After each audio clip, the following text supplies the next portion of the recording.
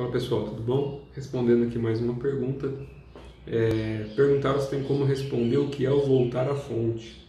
Se fala muito hoje em dia, né? Vamos voltar à fonte, vamos voltar a Deus. Antes de comentar sobre isso, vou citar uma frase que eu gosto muito, carrego ela comigo, que é do Lao Tse, que ele fala: o tal que pode ser dito ou explicado não é o verdadeiro tal. Tal é equivalente a Deus, tal significa caminho. Nas culturas antigas, as culturas de raiz, não existe a questão de um Deus como o pessoal percebe hoje em dia. Porque o pessoal colocou Deus, e isso em algumas linhagens, como se fosse o aspecto masculino da energia. Então tem muita gente que acha que existe algum velhinho, como se fosse um ser humano no céu, com uma barba branca, com um martelinho na mão, que fala quem vai para o inferno e quem vai para o céu. Isso é no mínimo ridículo, para não falar imbecil. Mas não faz sentido. A própria energia manifesta e manifesta são aspectos da fonte, aspectos da própria energia e manifesta, que se densifica até o ponto de materializar, que a gente entende aí como universo manifesto. Mas não adianta a gente explicar muito o que é a fonte, porque nem a compreensão física, cerebral, o cérebro humano não comporta entender isso. E é um dos motivos do porquê o Lao Tse falou que o tal pode ser dito ou explicado não é o verdadeiro tal. Se você tentar explicar uma coisa que o seu cérebro não consegue acessar, utilizando um corpo humano comum, e nem o corpo da maior parte das raças que a gente tem no universo afora, não vai acessar o princípio e o fim de todas as coisas ao mesmo tempo. Porque a gente entende que o universo é uma coisa que tem espaço, que a gente sai da Terra, se for para um outro planeta ou estrela, a gente leva um espaço de tempo, porque a gente percebe o universo manifesto de uma cadeia racional como se ela fosse cartesiana. Então a gente percebe o universo manifesto de uma forma um pouco diferente do que ele realmente é. Quando você começa a fazer as práticas internas, começa a se desdobrar, perceber as outras dimensões, você percebe que o próprio tempo não existe, e o presente, passado e futuro, eles coexistem ao mesmo tempo, e o que você faz agora influencia, ou pode influenciar, no seu passado e no seu futuro. É por isso que nas linhagens orientais se preza tanto pela prática de você estar no agora, de você esvaziar a mente. Eu já comentei muito isso e continuo afirmando. Um estado alto de meditação não tem nada a ver com o que se vende em cursinho de final de semana por aí, que é para você observar pensamento. Isso é o início. Em práticas de alquimia mais avançada, você não tem a observar nada, você se dilui, você se funde, você se conecta à fonte de uma maneira permanente. Então você tem duas formas de conectar à fonte: por samadhi, que é a hora que você está em estado de meditação profunda e você dilui a sua consciência e se conecta de novo à fonte, durante o período da prática.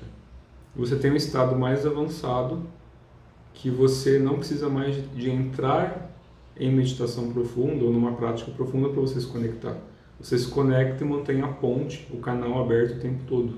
Então você está conectado permanentemente à fonte. E você sente o universo todo como parte de você. Então a questão de voltar à fonte ou não voltar à fonte, isso é ilusório, isso é um aspecto humano. Tem a ver mais com o nosso centro emocional de querer algo, de colocar um objetivo. É a cenourinha na frente do coelho para ele correr. Então, normalmente no início, para quem está começando a praticar, a gente põe essa cenourinha ali. A pessoa precisa dessa cenourinha ali para criar um objetivo para que ela se desenvolva e possa aos pouquinhos ir acessando essas outras frequências, essas outras dimensões, para que ela volte a entender aquilo que ela esqueceu. Voltando novamente a citar Sócrates, que eu faço sempre. É até meio redundante, né? Ficar falando a mesma coisa. Mas a gente não aprende nada, a gente só recorda o que esqueceu. Isso é muito assertivo, porque na verdade a gente é a própria fonte individualizada, passando por uma experimentação. Então é como se a própria fonte, a própria energia que cria, destrói, transforma todas as coisas, sustenta todas as coisas, ela experimentasse a si mesma em um corpo manifesto. Então não adianta a gente explicar muito isso. O que eu recomendo é que as pessoas pratiquem. Pratique, até o ponto que você não precisa mais da teoria. Você acessa isso conscientemente. E aí entra muito, que eu gosto de citar, que está nos tratados antigos de algumas linhagens, E tem até um texto muito antigo, eu não me lembro o nome agora me fugiu, mas que é uma conversa de um mestre e um discípulo, o discípulo perguntando o que é essa fusão com a fonte, e esse mestre comentando. Estou falando de uma maneira bem resumida, tá? Estou falando aí de centenas de páginas resumido em uma frase, da forma como eu percebo. E o discípulo pergunta e o mestre vai explicando como você chega nisso. E ele fala que o processo, que é equivalente, entre aspas, ao caminho do meio de Buda, ele fala que a gente tem que desenvolver o corpo de clara luz, que seria o equivalente ao Merkabah, né? A gente transferir a nossa consciência para um corpo de luz. E em estados mais avançados você diluir a sua energia no próprio tal, no próprio caminho, você se torna o próprio caminho, que é um estado último, depois que você já passou por toda a experimentação que o seu Dharma criou aí a partir da sua essência monádica. Então você se funde e você se dilui à própria fonte. Esse é um estado último, que você volta para a sua própria origem ancestral e dilui a própria origem ancestral na fonte. Aí o próprio discípulo, nesse conto, ele fala: eu não quero chegar a isso, eu quero o caminho do meio, porque eu não me atrevo a me diluir completamente e nem continuar no sofrimento do mundo humano ou do mundo causal, dos planetas ou estrelas de causa e efeito, que é o ciclo kármico, né? Toda causa gera um efeito, todo efeito gera uma causa. Então é uma bola de neve ali que a gente tem que tentar sair desse sofrimento. Só que para sair desse sofrimento não é questão só de se fundir a fonte, é questão da gente aprender a lidar com o que a gente é em essência. Se você se diluir de novo a fonte em estados muito avançados, pelo caminho que a gente entende como bem ou pelo caminho que a gente entende como mal, o próprio universo vai se diluir em algum momento. Só que você tem a opção de continuar no sofrimento, que é passando aí pelos ciclos encarnatórios, sem ter consciência disso, simplesmente sofrendo para aprender alguma coisa, ou você escolhe o caminho do amor, que é o caminho de você... E não é o amor, tipo, que a pessoa fala, é o amor de uma mãe por um filho. A maior parte disso é apego, tá? É necessidade, o desejo. E eu sei que muita gente critica quando eu falo isso. Ah, mas você não é mãe, você não tem um filho. Mas o amor, ele não protege, ele não gera apego, ele não gera uma necessidade. Se realmente fosse amor, a mesma coisa que você sente pelo teu filho, você sente por qualquer outra pessoa. Você sente por uma formiga, um pernilongo, uma onça. O amor não tem uma divisão, não tem um critério.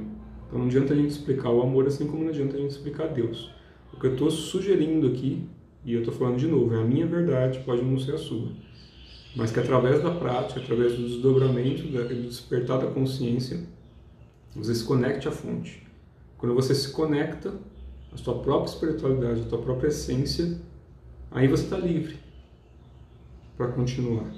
Então não é uma coisa esotérica ou exotérica, né? Não é esotérica para dentro ou exotérica para fora. Na verdade, você buscar a sua própria vacuidade, sentar na calma, né? Sentar no vazio. E isso é prática. Se você não fizer na sua vida, em alguma você vai fazer. Se não for aqui na Terra, vai ser em outro lugar. O fato é que, em algum momento, a gente volta, por bem ou por mal, a não ser que a pessoa seja um grandíssimo filho da mãe, e a própria espiritualidade acha que não tem magia de recuperar, o que é bem raro, mas às vezes acontece. E aí, ou é na luz ou é na espada, né? Se for na espada, as pessoas acham que só existe a morte física, né? Você pode morrer aqui na Terra, você pode morrer no astral, você pode morrer no próprio corpo causal se você é um caso perdido. Lógico que ninguém está ouvindo o vídeo aqui e chega a esse ponto, pelo menos espero eu. Senão não estaria nem acompanhando aqui o que eu estou falando.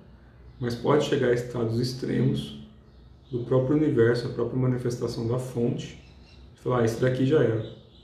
Se perdeu ali da sua mônada, do seu aspecto da supramônada, e vamos diluir ele de novo, então ele volta de novo a se tornar ali um mar cósmico, que faz a parte da fonte. Não é mais uma consciência, não faz parte mais de uma única mônada que passa por uma experimentação cósmica. Ele volta a ser diluído. E esse é um dos motivos que é muito contraditório, muito confuso quando faz a prática. Você saber até onde você quer ir e o que você quer fazer. Não existe certo e errado. Na verdade, é a sua própria conexão e a sua intenção ali. Beleza? Acho que deu para explicar mais ou menos. Isso não é uma coisa que se explica. A única coisa que eu posso sugerir aqui, volto a repetir, pratique, pratique, pratique aquilo que te cabe, até que você se torne consciente disso, porque não é uma coisa que vai ser explicada. E a forma como se chega, se é que pode dizer que alguém chega a algum lugar, que na verdade é só um despertar, né? É um insight ali. Quando você tem isso, você se torna livre, inclusive, de dogmas. Tem uma galerinha que fica meio bitolada e começa a pregar para os outros o que é para ser feito. Então aí já está meio equivocado, né? Porque cada um vai chegar da sua forma e no tempo que lhe cabe. Beleza? Um abraço a todos.